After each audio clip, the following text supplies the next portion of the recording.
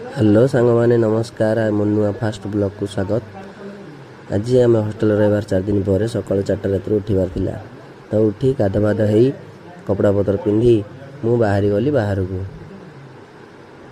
को आसला देखिली समस्ते भाई माने जड़े जड़े आसी बसी जाइछन्ति। तो आम आसी गलु एक्सरसाइज करने। एक्सरसाइज कला बेले ए भाई जन मत भेटिले। एक्सरसाइज कर सारी आम आसलु घास काटिया। घास काटी सारी जलखिया कलु हॉस्टेल रे। तापर टिके चा मारिदेलु। चा मारला परे टिके क्लास रे पढ़ापढ़ी करदेलु। पढ़ापढ़ी कला परे आसिलु पुणी खाइबा पाई जोड़े कि आंगुठा छाप खाना ये टिप मड़ेले खाइबा मिलुची। सेठू पुणी क्लास रे आसी लुडु खेलिलु। लुडु खेलला परे 4टा बेले क्लास सरला परे गलु घास पड़िया चांचेबा पाई।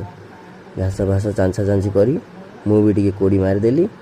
तापर कोड़ी नहीं आसिलु। आसला परे रूम पुणी देखा नेक्स्ट ब्लॉग रे। जय शिव।